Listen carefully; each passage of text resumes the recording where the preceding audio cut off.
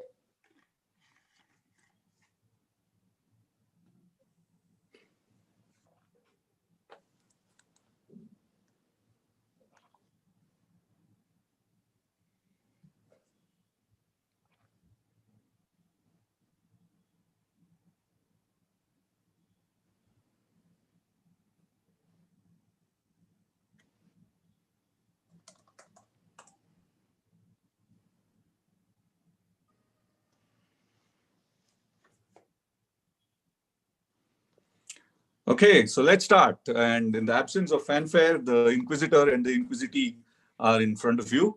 Welcome everyone to the launch of the Political Mandala show, the Political Mandala quiz, the next best thing which happened to political science since the invention of the liberal democratic state. Okay, anything that you want to make of this. I'm just trying to make this fanfare up. So welcome all of you to the Political Mandala show. And those of you who are joining us on YouTube, welcome to the Takshashila channel. We hope that you'll watch this and share this with your friends and relatives much longer, much after all of these things are completed. So the Political Mandala is a show where you find out where you stand on the political and policy issues of the day. Right? Labels like the left and the right are convenient and thrown about on a daily basis, but are quite inaccurate in India. There are just too many dimensions on which our politics is conducted. And a simple one-dimensional left versus right just doesn't do justice to people's political beliefs, nor does it do justice to the political conversation, right? So we thought, let's expand this and have a broader thing. So we just looked at two of the most important dimensions: liberty and identity. Where you stand on liberty in general, where you stand on identity in general. Now, a lot of other dimensions are sort of folded up into these two, because two dimensions are certainly more informative than one. But having more than two dimensions takes you into the realm of mathematicians and electrical engineers. And I'm sure now most of you don't want to be there, imagining a three-dimensional hypercube or an n-dimensional hypercube. But I think two dimensions does a lot of justice. It's very informative. And most importantly, it's a lot of fun. So it's a way for us to better understand where we stand. And once we show you the map, you'll sort of get an idea of how the mandala looks like. This quiz is up on the web. Okay, there you see it. That's the political mandala. So on the horizontal axis is identity, whether you are an internationalist, whether you believe your identity is at a national or nationalist level, or at a regional or a local level. So that's your horizontal axis. And on your vertical axis is how much of liberty do you believe, right? On the at the lowest level, do you believe that individuals should not have any liberty? And at the at the upper end of the graph is whether you believe that individuals should have utmost liberty. So Liberty and identity are the two ways that you cut it. I'll cut the political science of this short and talk about how you can use this. So this is a quiz that you can play with your friends and family. And right after this, it's like Takshashila, where you can just use the website. It's politicalmandala.in. And on politicalmandala.in, you will be able to answer a few questions, and then you'll get a set of answers.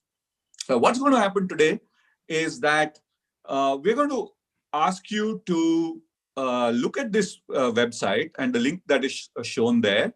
And on top of the link, you can actually click and guess where Ashok Krish, the guest of the day, falls, right? And there are prizes for guessing it right. The people who come closest to getting it right will get a special prize from the Takshashila institution. Okay, so it's going to be the first prize given out in 2021. So welcome to whatever it is, right? So you can guess. So I suggest you don't guess now. Wait until the first 3 questions are asked. Once he tells you more about himself, then just guess where he stands, and let's hope you're the lucky one who wins the prize.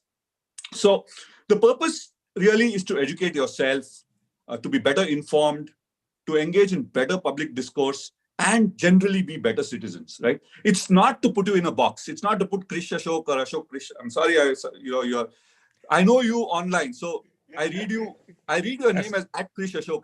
I'm actually I'm dropping that for this conversation, but I know you as. But yeah, it's not to put Ashok or you or me or anyone in a box, but really to find out where you stand, right? And one thing about a box is that people change. With more information, you'll change your mind. And in 5 years, you might be in a different place than you're in today, right? The whole idea of having a political mandala is to find out where you stood. And maybe if you take it at a regular period, and you'll find a way that you've moved in a certain direction, and then you can re-examine why you moved, right? I think it's wonderful to be able to change your mind. There is absolutely no reason that you should be in one place all your life. And the more you can change your mind and have reasons for changing it, the more informed you are, and you can be a better citizen. I think ultimately that's what the Takshashila mission is, to increase the political awareness, improve the level of political discourse, and ultimately make democracy deliver its goods for the country, right? So that's the big grand project. And we have a fantastic guest today, @Krish Ashok, whom I've known for many years, largely online. We haven't met even once in physically, but we've seen each other on blogs and on Twitter and on Instagram. And those of you who don't know him, you'll know that he's a tech manager by day, musician by the day, chef by the day. I don't know what he is by night, right? Probably Superman or Batman. But he's a multi-talented person. I'm glad that he is here. So I don't know much about you, Ashok, about your personal life and your formative experiences. So maybe to help our audiences guess better, do you want to tell us a little bit more about yourself? Sure. So I'll give a very short introduction just to make things harder and more confusing for people.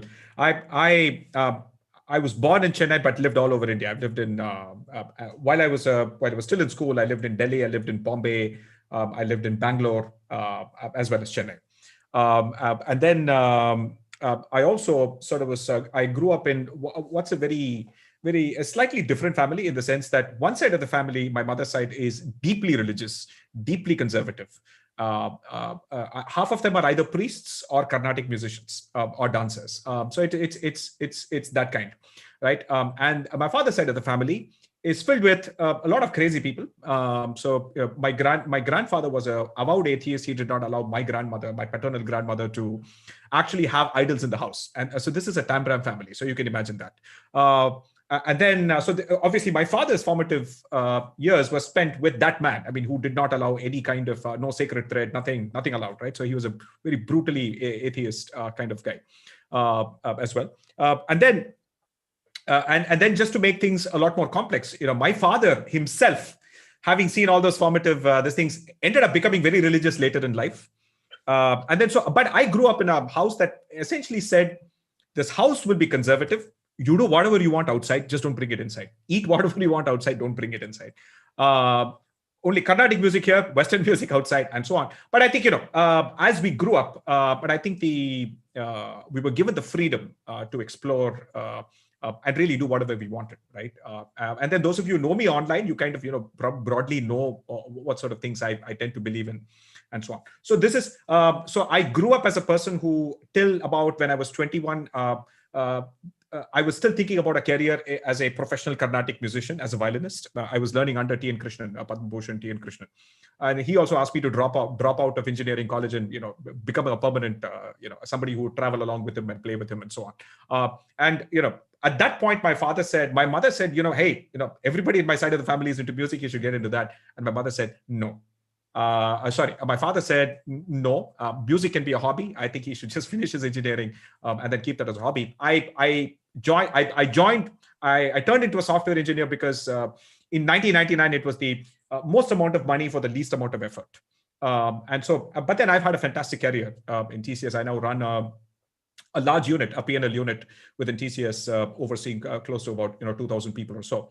So it's been a fantastic journey, and I've kept in touch with my hobbies, primarily at the intersection of art and technology and culture, largely at that. So my humor is also at the intersection of technology and culture. My art and music has also been about parodies and mixing Sanskrit with heavy metal and doing those kinds of things that either annoy people or make people think, oh, this is really cool. So it's the people end up having these kind of very extreme reactions to this. So that's big, basically. Yeah. And cooking coming out. Yes. So my cookbook is already out. It came out on December 14th. It's a bestseller on Amazon, so which I might say. Cooking is something that I've done, and I've always been somebody who likes communicating science. And I think so. I felt that there was a lack of a basic scientific manual, beginner's manual for Indian cooking. That's not just about recipes, but that's about basic techniques and helping people sort of understand why what they do works in the kitchen and so on. So Masala Lab was published by Penguin. It's available on Amazon and so on. So that's me. Yeah. So please go and buy Masala Lab on Amazon. And those of you who have not yet decided to buy it, just look at some of his tweets where he has those recipes set to classical music. I think that will already tell you a little bit of where his political preferences are. But I've seen some of the recipes. I've tried some of the recipes, and they are fantastic. The drunken noodles come to mind. Yes. Family favorite. So it's thanks Ashok for sharing that joy with the rest of us. Okay, but now let's get down to business. The Inquisition begins now. Okay, so if you were to look at that, can we bring that tab where we show all the thing? Yeah. Okay. Where do you think you stand? How would you describe yourself? I think I'm kind of I would say I think progressive is what I would think at this point. I know I have changed over time. My guess would be the orange one, the progressive box is what the orange. That's what you think you are. Okay, let's find out. Yeah. Right? Let's find out. So, guys, those of you who are guessing, you might want to use that as a Bayesian prior. But we'll find out now. Yeah. Okay, here comes the first question. Yes. Okay, this I think is a question close to all of our hearts, right? Do you think government needs to license? Do you think you need a license? You should have a license to. Your questions are yes. Right. In every case. Can I ask like sort of clarifications, nuances, or do you just want me to ask all the questions? You can ask all the questions you want, but the answers are one of the four, right? That's fine. That's fine. But I want to ask you some questions. Yeah. Okay. So I'm trying to distinguish between license to open a business and the government staying in touch from a regulatory standpoint after I open my business. So I don't know if that's too much of a nuance. Yeah, let's use that nuance, right? Since let's use it. So this is about opening. It's just about opening? No, the government has no role to play in opening a business. So the answer is 4. The government has no role to play. No role to play in opening a business. They can and should regulate. There are some categories of things like medical clinics and hospitals and certain kinds of things, people who produce dangerous things and so on. But to start a business, there should be no friction. Yeah. But let's say I were to start a business selling explosives. So my assumption is that when you say, let's say you register a company, right? The friction there is that you're going to say that category should not be available. Okay, for starters. Okay, Right. So you still have a very low friction way, and I would argue that I don't know whether in that sense the government is getting in the way of you opening an explosives business. But let's also say that there are companies that do produce chemicals that can be used in explosives. So it's a little bit complicated. But largely, I would trend towards the government staying away from the opening part, but being regulating what I do or what I manufacture, what I put out in the market, what needs to be certified, and all of that stuff is a separate opinion altogether. Okay, so we'll stay with number 4. Yeah, we'll stay with number 4. Yeah, here we go. Okay, question number 2. This is again a question close to the hearts of most people in Chennai, I guess, seeing how big the cutouts are in the city. My first memory of Chennai is seeing a huge cutout of MGR. It was like a 6-story building. That's my first earliest memory. I probably was in 3rd grade at that time. But anyway, since movies are big, do you think they should be price controlled? Because the makkal have to see movies, right? No. I don't think there should be price controls. I think if people want to, there is genuinely, I guess, there is an interest in making entertainment accessible to as large an audience as possible. So I would rather let the market determine that if you want a larger audience, Are you really sure you want to say this? This is in Chennai. I mean, you're public. Wait. That's okay. I'll say that. No, here's my point, right? As someone who lives in a state where the state does a ton of things, okay? Some of which I agree with, some of which I don't agree with. Clearly, I have no problems with the state actually then also negotiating with distributors and then, having low-cost theaters and so on. The state has low-cost clinics and all of that. Like Amma theaters, Amma canteen, whatever it is, right? I mean, you do that, right? I mean, there is public interest in creating public spaces of all kinds. Be it playgrounds or be it places where you can do theater, places where you can show movies or whatever it is, right? It can be a common thing. And you anyway need to create more of those public spaces. So you then negotiate, and then you subsidize that for Aam Janta if you want to, right? So okay, so I wouldn't price control. I wouldn't ask PVR to say you're not allowed to charge more than $120. Right. So its answer is no. Yeah, no. At the risk of personal safety. That's perfectly fine. Yeah. Okay. Here we'll go to the 3rd question.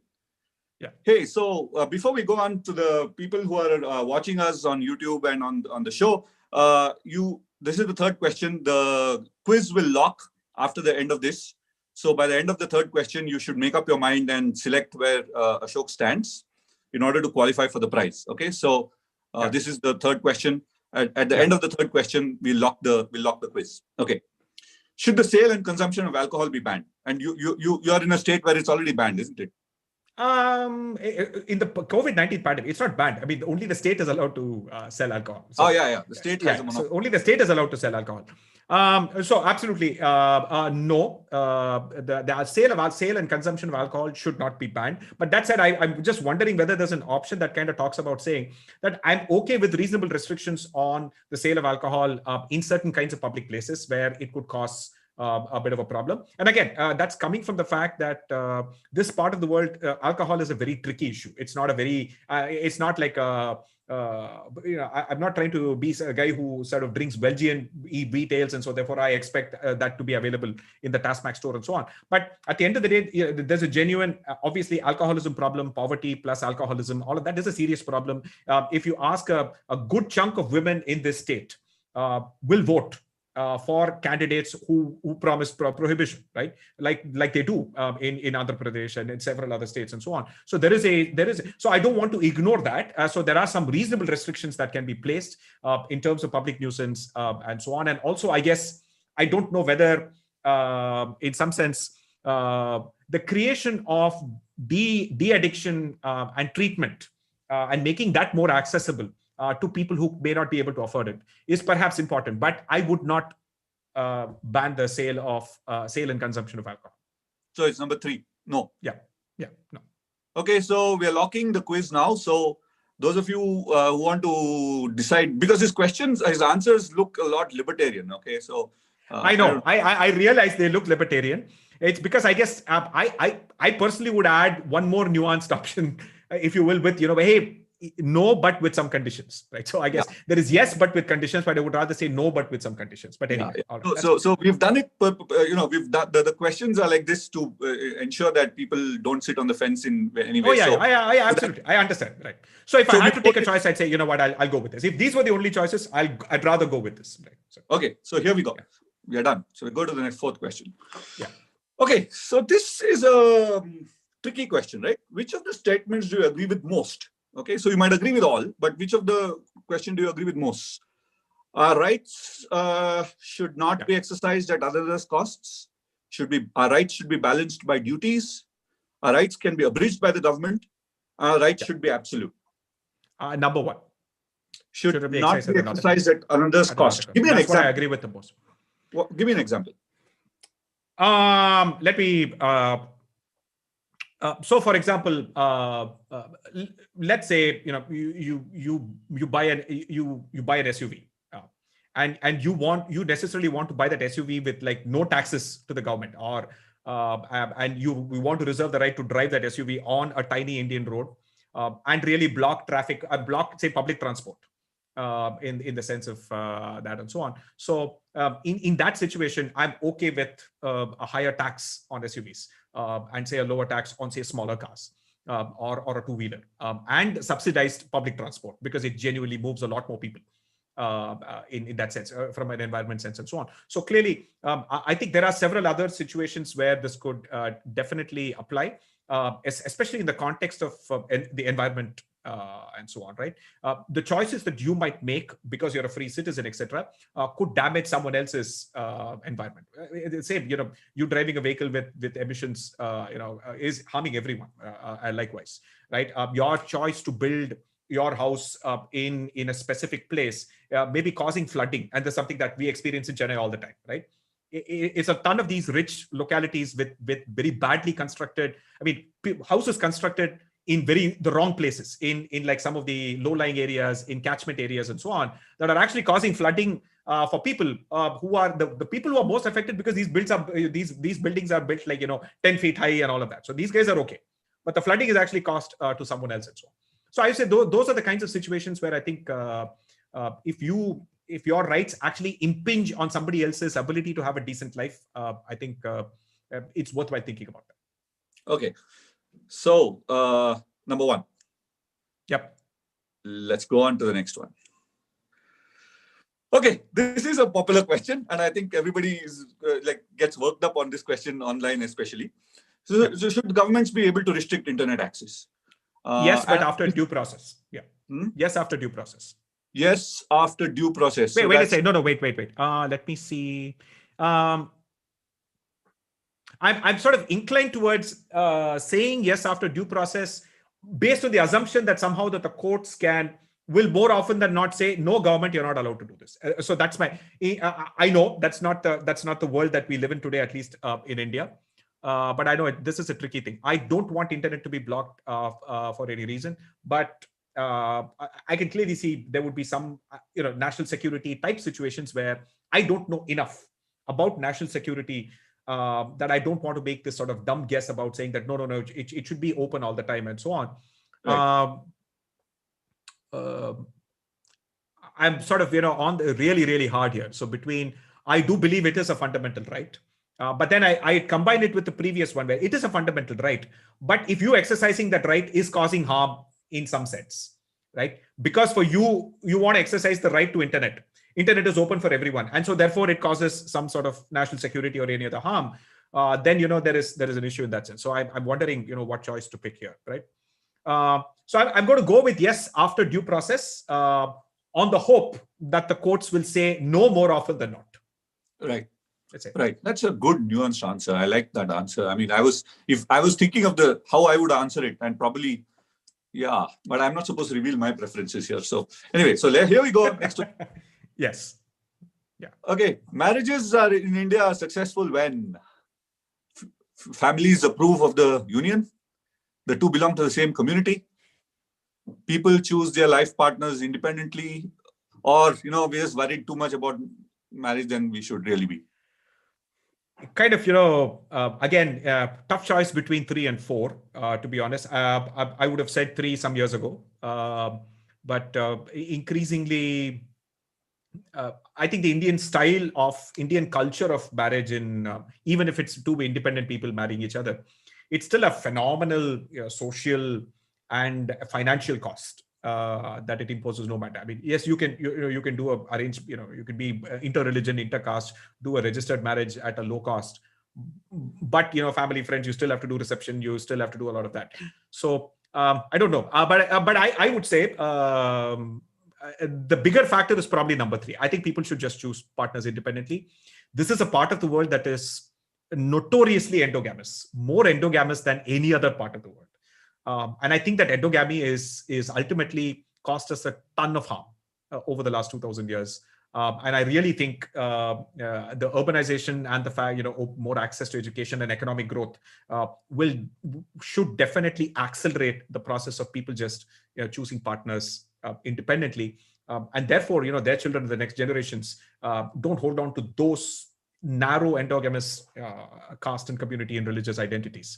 And so I think, the 3 is probably more important. 4th is more of a, snarky opinion, in my opinion. So let's just go with 3 for now. Yeah, you're right. Ambedkar said that the castes are anti-national. And it's this one single sentence captures it all, right? You can't be a nation as long as you're divided into endogamous castes.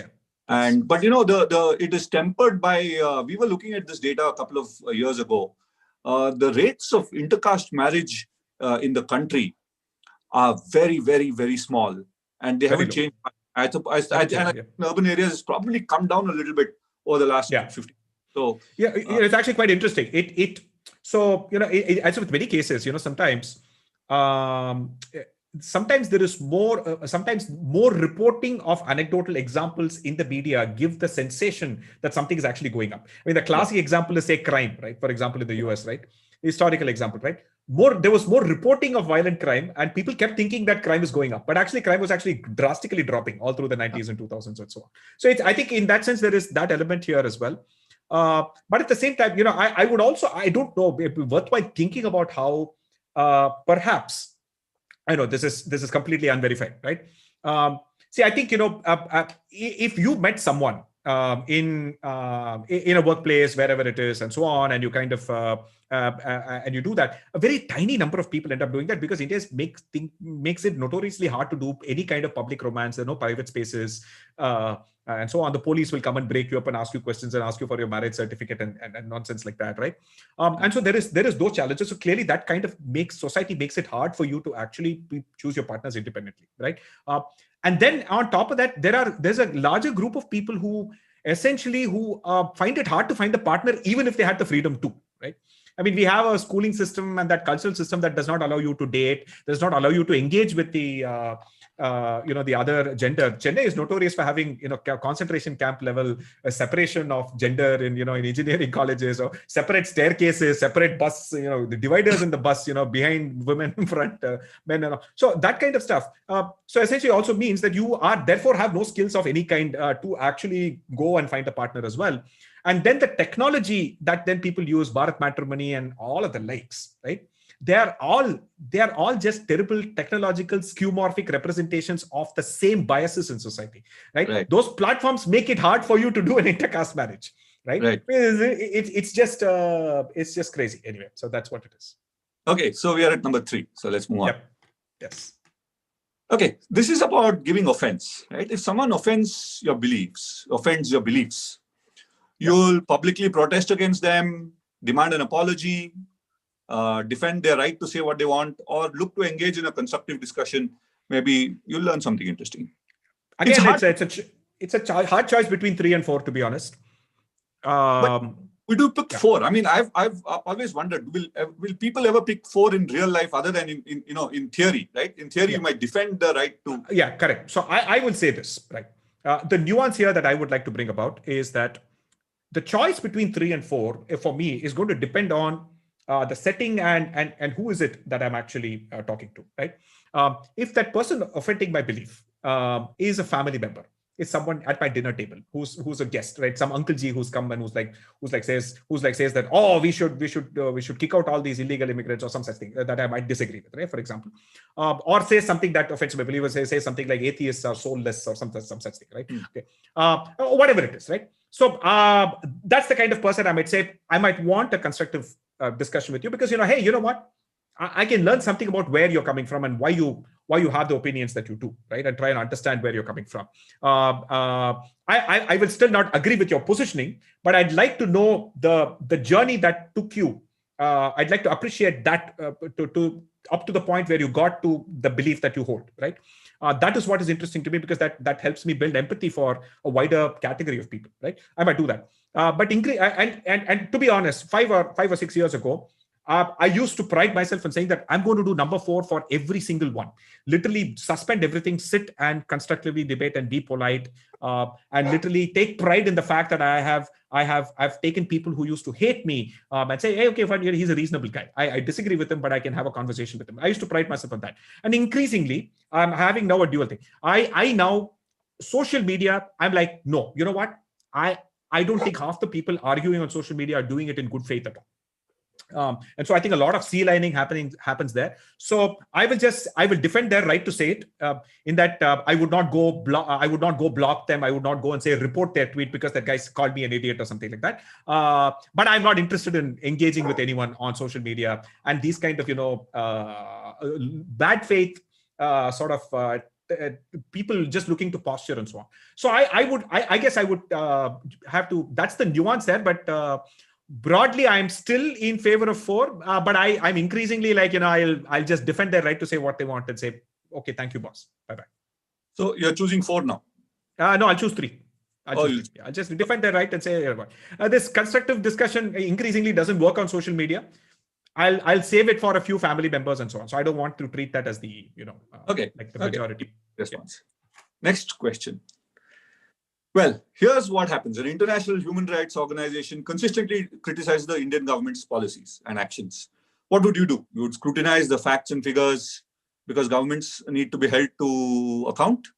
Echo Absolutely. The criticism? Number 1. No doubt here. Number 1. Yeah, there's no doubt at all. You would scrutinize their facts and figures?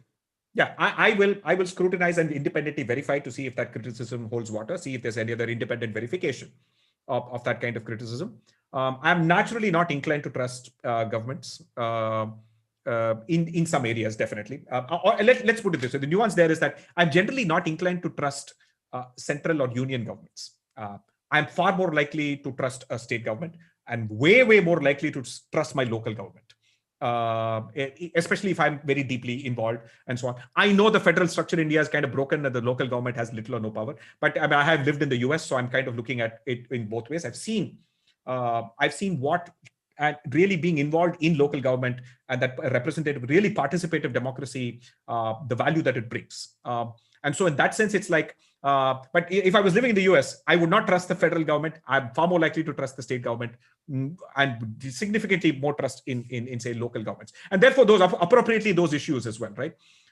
So definitely, I will, when it comes to the government at the center level, I will absolutely want to look. I'm open to looking at the criticism, verifying it, and then if it's verified and if it's genuine criticism, I'm open to then asking my government to be held to account. Do you think the motivation of the human rights organization matters? What if that organization is anti-Indian? Right. So it's fine. Yeah, it's very true. So it's very possible in the geopolitical world that we live in. You can have think tanks, you can have organizations that have varied funding sources. Some of that funding could be routed through countries that are inimical to us. Absolutely, it is definitely a factor that's what I would say scrutinize. Right. So when I say scrutinize, not just the facts, it is important to keep the funding and those motivations, etc., as one of the factors, definitely. But it's a weighted thing, right? I would keep that as a factor, and then look at the actual facts themselves, because I think in the extreme cases when something is so wrong, I think sometimes the facts of the case will far outstrip any of the motivation, and you'll find that it is being independently verified by multiple sources. It's possible that therefore that the ones who are most inimical will probably be overly critical and exaggerate the data. But it's possible to find perhaps a more nuanced one and so on. And I think, I also think so in many cases, there is I had the opportunity to work with a couple of people some years ago on mining some data because I had some Python skills and some extraction from PDF skills. Our government has the notorious habit of putting out PDFs and not Excel. And so I had written some scripts to extract tables from PDF as Excel some years ago. Now the tools are easier. So anyway, so I'd worked with the data scientists, and I think, I therefore first and foremost realized there's a ton of data from the Ministry of Family Welfare and so on that you can analyze and look at a lot of interesting trends, and therefore correlate that with if somebody is saying that, in this state, so for example, some states are saying we will not give eggs to children because of some vegetarian agenda and all of that. You can verify some third-party international rights organizations report saying that no, you should give eggs to children, and that this is wrong to not give eggs to children and so on, with actual data from malnutrition data and so on that the government puts out. And so if necessary, you can really have that kind of. I do understand that not everybody has the time or the inclination to sit and do this level of verification. But I guess as an ideal citizen, if that's what the definition of ideal citizen is, that you don't want to ignore international criticism, definitely take the motivations into account. But it's possible to then square the actual criticism, scrutinize it with other facts, internal data that you have, and then form a nuanced opinion. Okay, so we'll go with one. Yeah. The next question is the 9th. We are coming to the last half of it. And this is again a very popular story today. Permitted. There's no question. Permitted. It should be permitted. Yeah. I know this is controversial. It should be permitted, regardless of money or whatever it is. Okay. So let's not fool ourselves, right? So people have converted faiths since time immemorial. Okay. And it is conversions between Shaivite and Vaishnavite faiths have been a big part, very violent part of the history of Tamil Nadu. Okay, and particularly if you add Jainism to that mix, it's not been a very peaceful thing at all. You had instances of Ramanujacharya basically converting, if you will, Dalits to Brahmins, right? So in that sense, this is a very this has always happened in history. I think religious liberty should be absolute, right? You should have the right to practice whatever religion you want, and you should have the right to choose it for whatever reasons, even if it is someone giving you money. It should be perfectly fine to do that. It's just your religion. How does it matter, right? It should be absolute, right? I mean, it's there in the Constitution. I think there should be no questions about it. Okay, so we'll permit religious conversions, and we'll go on. Yeah. Okay. This is a more, this could be anybody, any countries, but let's say we put Pakistanis there. Pakistanis and Indians are the same, because we are all human, but we are enemies. We can never be the same because of the differences in culture, language, religion, etc. Or we are actually united by a shared history and experience. One is a mildly sort of very, very spiritual sounding Deepak, Deepak Chopra level kind of statement. I would go with, I think 4 is probably the one that I would pick. That I think we're clearly united by a shared history and experience. But partition was a. There is no doubt. And also, I would like to distinguish between. Your statement says Pakistanis and Indians. It does not say Pakistan and India, in which case my answer would be different, because the definition of a nation state is different.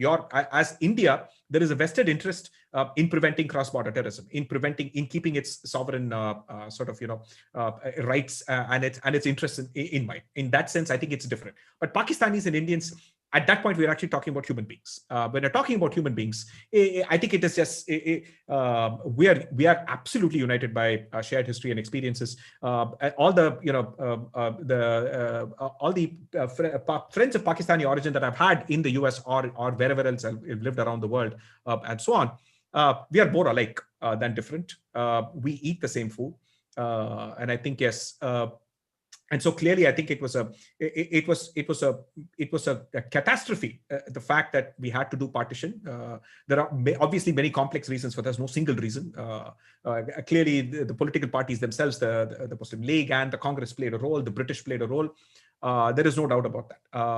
And then let's also remember that the partition wasn't absolute either, right? We actually have more Muslims than Pakistan does right now.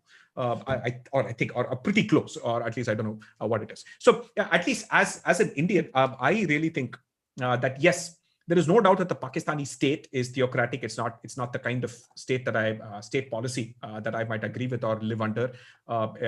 In terms of its tolerance for minorities is also atrocious track record, and so on. But the average people, I think, are shared. As a person who cooks daily, right? I add kasuri methi to all Punjabi food that I add. Kasur is a village in the Pakistan side of Punjab. All right, women around India put multani mitti on their faces, right? Come on, right? The music that we sing, right? The Hindustani classical music cutting across the gharanas, both there, they are all the same. Right, the art is the same, the food is the same. So I clearly united by a shared history and experiences. But would you say that your answer is tempered by the fact that you actually met and interacted with Pakistanis? Oh, absolutely, absolutely. As a person who grew up only in India, and for example, I think when I was in my high school, with all of the hormones and the adrenaline of being a teenager in Delhi, right? You'd imagine that my peak anti-Pakistani sentiment was during my Delhi years, right? Because all my school friends were like, there is no way you can express any kind of sympathy for Pakistan. So that's the kind of world that we kind of grow up in. But I think obviously, as you grow up, you meet people. That's when you kind of realize that we're more alike than different. And clearly, I've not had an opportunity to travel, but I have spoken to friends who have traveled, and they say the same thing, saying that, look, hey, you know what? You travel there and it will change your mind even more. Right? I think there's a certain sense of this, the famous horizon effect, right? Astronauts who go about the International Space Station or on Apollo, or any astronaut who's gone to space and sees the Earth, from that as a globe, as this sort of, and sees the atmosphere and sees how tenuous this entire thing is, and that how the net sum of humanity is all on what he's seeing through that tiny window. It changes people's minds. I mean, so it's called the horizon effect, I think, right? So I think the smaller version of that horizon effect exists. The moment you have more life experiences and the more number of people you end up meeting. And if you don't, I think it's more natural that you're going to continue to hold the biases that you do from the people you are around. Okay, so we'll go with number 4. Yeah. The last 4 questions. This is mostly in the sense that India has been a deeply inequitous place, and the divisions along community levels have been deep and long. Yeah. And many communities have been treated badly in the past for various reasons by various people, right? Yeah. Through history. So if you were among them, clearly you're not among them, but let's say you were among them. Yeah. What would you do? It's a very tricky what if, right? On the one hand, as a person who's obviously upper caste and from the top of the food chain in that sense, as a person, as that person, I would just, knowing the history and so on, I would just pick, number 3, saying that, hey, we need to get away from that specific kind of endogamous definition of community and really focus on rights as an individual, right? As knowing me and my identity and my history in that sense. But if this is a theoretical question, I would not expect that a person who perhaps is from a traditionally, historically oppressed minority of some kind, I don't want to dictate how I don't want to insist on a specific way that they need to see identity. If they see group identity over individual identity, because as an oppressed minority, there is strength in numbers, there is strength in community, there is strength in taking what little you have and making sure that you share it, and so on. That is a different thing. So if the hypothetical question is that if you want me to imagine myself as a member of an oppressed minority, then I think it is I would pick number 1. But as a person who's grown up with privilege, etc., I would pick number 3. Now I don't know how we would go about doing this. I think we should go with 1, because it's a question which really puts you in the shoe. I agree. From a purely empathetic standpoint, I would go with 1. Right. Yes. Okay. Yeah. Right. Should we have a national language? No. Say as a person from Tamil Nadu, right? No, absolutely no national language. No, this is one of those things, I think Tamil Nadu is like the France of India, it's like it holds up up so many things for so many other countries and states. If Tamil Nadu didn't exist, we'd have to invent it. No, so there is I've had my father-in-law who grew up in Nagercoil. He's a Malayali, but he grew up in Nagercoil. And his friends who visit regularly and so on, all are 75 plus. There are people who participated in the 1970s anti-Hindi agitation, sort of agitation, and got arrested as well. Got beaten. One guy got beaten in his legs, and he couldn't walk for a while and all of that. So they have those memories. And it's always fascinating to talk to them about why and what was the prevailing thought process at that time and so on. And so basically, I think one of the things, and so the interesting thing is that one of them is a Pentecostal Christian, and one is a Hindu, and the other is a Muslim, right? So it's a very diverse crowd. Okay, Kanyakumari district and so on. So the interesting thing is that one thing that they all agree on is the fact that in this part of the world, your linguistic identity is more important than your religious and caste identity, right? So that is, I never thought of it that way till I heard them actually saying that, Tamil binds all of us as a language because it is an unbroken, it has an unbroken history of now increasingly 2,000, almost 3,000 years.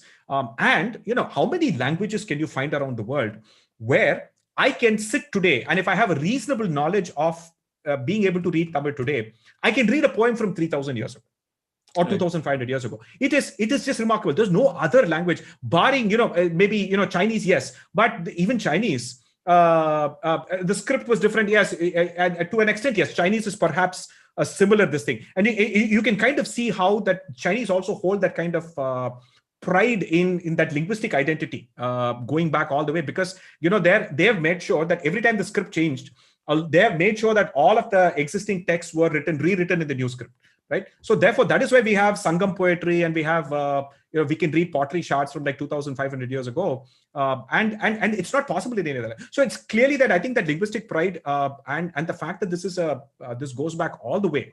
And the fact that this has been a political unit as a result of that, amidst the Cholas, amidst the Pallavas, and so on. And it's quite fascinating, right? So the early Pallavas were not actually Tamil. So they introduced, so they spoke Prakrit.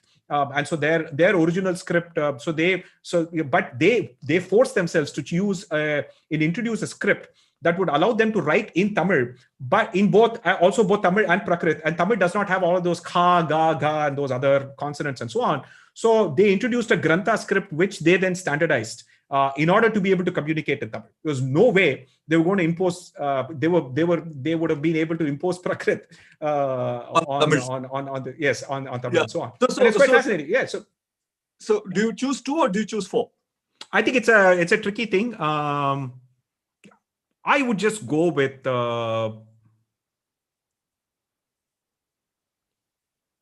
I would perhaps go with 4, only because I think because we are linguistic states, and I think there is value in encouraging languages and maintaining them and teaching them, and investing in literary art, and some of which will require state funding, if you will. So in that sense, I'm assuming that therefore, if you call it an official language, then hey, you know what? There's going to be signboards, there's going to be literature, there's going to be school textbooks, all of that will be there. Versus there's no need, etc., etc. I think there's a good chance that languages like Tamil will survive, but languages like Assamese, languages like some of these others may not survive on the longer run. So I think it's important that we do take some initiative to keep languages alive. There is value in that, and so I would therefore pick 4. Yeah. Okay, that's good. The 13th question. So if you have migrants coming into the city, should they be allowed only when locals can't do the jobs? They must learn the local language and culture, or they must be welcomed and just free to do whatever they want? I would pick 3 because I think from what I can see in Chennai, every single one of them speaks Tamil now. Okay. And the fascinating thing, all the Tamil supervisors now speak Hindi. Okay. The Indian state has failed in forcing Tamil people to learn Hindi for all these years. Migrants from Bihar and UP have persuaded Tamil supervisors to learn Hindi so that they can get the job done, right? Nothing like economics and trade to sort this problem out. So I would just say, just welcome and let them live as free. They will learn Tamil, we will learn Hindi, and I think that's what that's what is happening. Tamil Nadu and Kerala, it's not that big a question, but most other states, the linguistic strength, or insistence on language is not as strong in other states. Yeah. When you get a little bit north of Andhra, I think you can manage with Hindi for most part. Yeah. Yeah, and then the Karnataka, Andhra, Bengal, north of Korea, correct. Yeah. These states have a little more of a tension with this, right? Because that's why, for example, a lot of the linguistic migrant-related issues are more tense in these states. I agree, but I think I still, in the sense that I don't think somehow people of Kerala and Tamil Nadu are somehow intrinsically better, and so therefore they're able to welcome migrants and all that.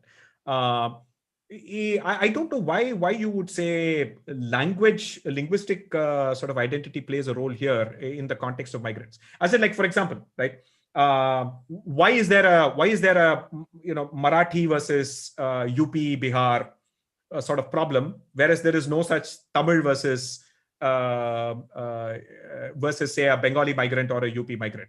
I would argue that it perhaps has to do with the fact that you can't find enough Tamil people to take those jobs. Okay. For most part, in the last 10 or 15 years, they've moved up the poverty value chain, and they're now wanting better jobs, right? And so they're not wanting to do that. So there's just not enough people. So that's the reason we do that. I would argue that there are political forces in other states that have cornered a small segment of people who have not somehow grown. Okay. And you're using that as an opportunity to say, no, you should, prevent migrants from moving in because they're taking your jobs and so on. And I think those constituencies exist in places like Bengal, in places like Maharashtra. Maharashtra, you take Bombay out. Maharashtra is a very, very not too different from many other states, right? From the point of view of economic growth and opportunities and all the other social indicators. Minus Bombay, it's a very different place, right? And so therefore, I think, probably that is the reason. And I think if you have economic growth, and then people will naturally, I think, not have a problem with migrants because you'll need them to, do your jobs, right? For all the bluster in the US, right? It's the migrants, it's illegal immigrants who do all your agricultural jobs. Okay. And so it is quite remarkable. So I think it's the same thing we will see in some shape or form across the states here. Okay, so it's number 3. Yes. Okay, so we're going to the last question. Yeah. And this is, what do you feel most proud about? The groups that you select, your language, tradition, culture, religion. I mean, you're a classical musician, accomplished artist, deeply rooted in culture. And national language, national flag, anthem, constitution. Which would you feel most proud about? This is the trickiest and obviously the most controversial of the questions, looks like. Clearly, so you can feel proud about all. No, absolutely. There's no doubt that to some extent people will have different levels of pride in each of these 3. There may be some people who may not have as much of a pride in one because they may be very focused only on their culture, their group, and the country to some extent and so on. The first one clearly seems like a person, the kind of person who clearly sees their history, their background, as looks at privilege, looks at those problems, and then creates new groups, willfully sort of, steps outside, gets into a different, has a diverse group of friends across, religion and caste and things like that. And then is very, very, and maintains those friendships in that sense. So in some sense, I think it's a tricky thing. The liberal progressive in me wants to say one, but at the same time, it's not like it's at the cost of the country itself, because if you don't have a country, then none of this matters, right? It's the country that kind of gives you a lot of the basic things that you take for granted, the rights, the basic services, and so on. No matter how poor or whatever it is, your basic national security, and all of that, and your rights, your ability to vote, and so on. So that clearly is something that is worth being proud about, especially given the complexity of and the complexity of this part of the world, and the fact that we have a democracy, however flawed, is still remarkable. While countries all around us are not exactly doing very stellarly, right? So, but I would say I would go with one, because that's what I am, at least in the last 5 years, more so than that. I've always been interested in my language, tradition, culture, and religion, not as an insider, although I'm an insider. I've always been interested in seeing, can I look outside and take some of these things and do something more interesting with it? So that's always been my thing, right? Be it my Sanskrit death metal album, or all the snarky blog posts about the culture and religion and so on, or the memes and the Tambaram Rage and all the rest of those tumblers and all those things have always been about trying to infuse humor or look at it as a self-deprecatory sense, right? So I don't know. I would like to think that the ability to be self-deprecatory about one's identity is proof of the fact that you're actually proud of your identity, as opposed to being offended about the slightest thing. Then you're actually insecure, right? If you think some comedian saying something hurts your God, then I think I think you're not proud of your religion. Okay, you're not proud of your identity. You're so insecure that you think that some random guy talking about something somewhere that you haven't even heard is going to hurt it in that sense. So in that sense, I would pick number one. Number one? Yeah. Okay, so we're going to get the answer right after this. So do you want to take a moment and guess where you might fall in after all of this? Going by the kind of questions I saw, I don't know. I have a feeling that there were clearly some answers that kind of forced me into the libertarian side in some of these questions. And at the same time, clearly some of them kind of pushed towards the progressive. But I wouldn't be surprised if some kind of pushed towards centrist or liberal nationalist as well. So I'm not really sure. It could be any one of the three. So let's see. Let's see. Okay. Here we go. Oh, okay. Okay. So I was not. Appear to be a liberal nationalist. Okay. All right. A liberal nationalist, is a person who is liberal. This is to explain what a liberal nationalist is. Liberal has, believes a lot in a lot of the liberal values, but also sees the importance of the nation and of the community and the local community and the values and so on. So there's a little bit of a conservative in that. There's a little bit of a nativist even in that, but overall you come out to be a liberal nationalist. So congratulations. So you've earned yourself a new label. Oh yes. So I need to update my Twitter bio and so on. That's it. I'm a liberal nationalist. But let's see what people have guessed. Can we see what people have guessed? Yeah, we're just setting up the backend. We'll be in a minute. I think we should be ready to tell you what people have guessed and where they have reached. Shruti will be just putting together the data. In the meantime, since we have the time, Ashok, what do people think about you when you talk to people? Do they think that you're a left liberal or a radical? So radical is what they think. My family thinks I'm radical. Okay. At least, I guess also I think there's a sense of this. Perhaps I might take on slightly different identities depending on who I'm dealing with, right? So clearly with my family WhatsApp group, I'm very much radical. Okay. I'm like, I want to take that extremist position so that, I kind of, or WhatsApp at least. In person, I'm more, conversational. I'm willing to appreciate their viewpoint and all of that. On WhatsApp, I in the interest of preventing, misinformation, fake news, and, all the usual nonsense and bigotry and all of that, I tend to take a very, very radical position just to kind of counter that. So in that sense, I think, people in my immediate family, at least the older men, seem to think that I'm radical. Okay. I think online people probably assume that I'm progressive. Somewhere between progressive and radical is what I believe they think. It'll depend on the time. I've largely historically stayed away from political opinions on Twitter, largely just focused on music and all of that. But sometimes when I felt, no, you know what, I cannot keep quiet and so on, And again, it's not some righteous positioning thing, but I did sort of speak out during the NRC CAA protests or any of the other situations that kind of called for it. And by the way, across governments, so I put out a parody song during the 2G scam and so on. Later we kind of got to know that we don't know whether it was a scam or not a scam. At least the people were acquitted and so on.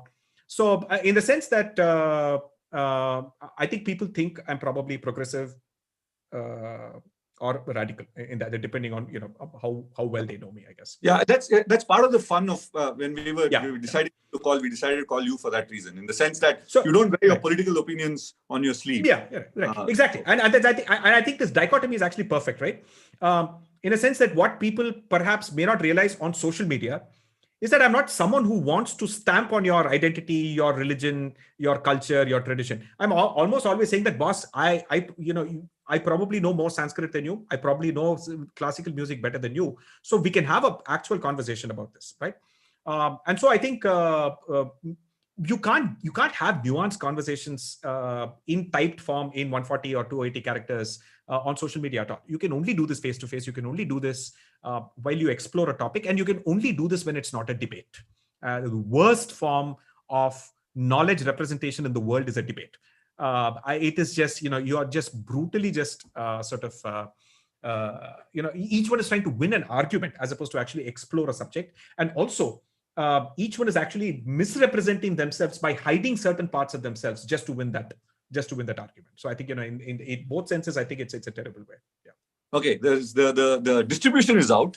Quite a lot of people thought that you were a libertarian. Okay. And some people thought you were progressive. And I guess for the first three answers would have probably set them on that direction. They were framed that way. Yes. Yeah. To that extent, I'm happy that the questions came that way.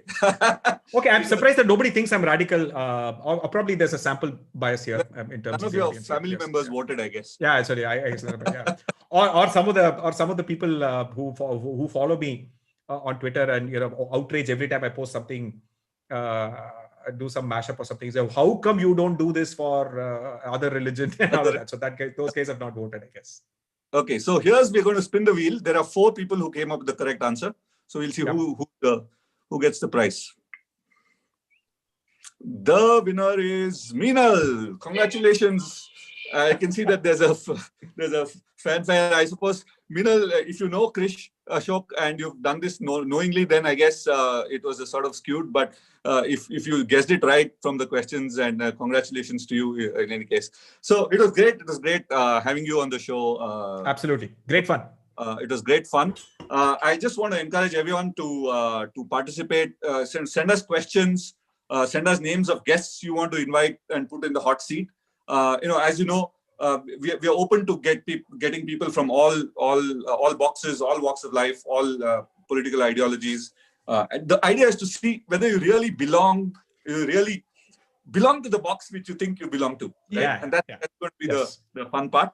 So, Ashok, do you want to nominate anybody for the next show or the next few shows? So I was thinking about it, and then I was like, hey, I didn't have enough time to message someone, so therefore I had to pick someone who I particularly don't mind putting them on the hotspot, right? So but I don't know whether you've already had that person on or so on, but I nominate Sidin Vadukut. Oh, Mr. Vadukut. Okay, that's going to be fun. So let's one person I have no problems putting him on the hot seat or not giving him advance notice and so on.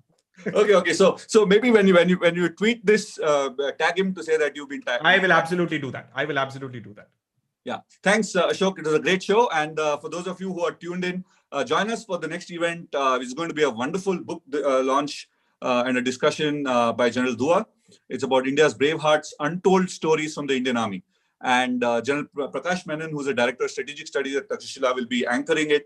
2 old soldiers talking about war stories. What can be more interesting than that?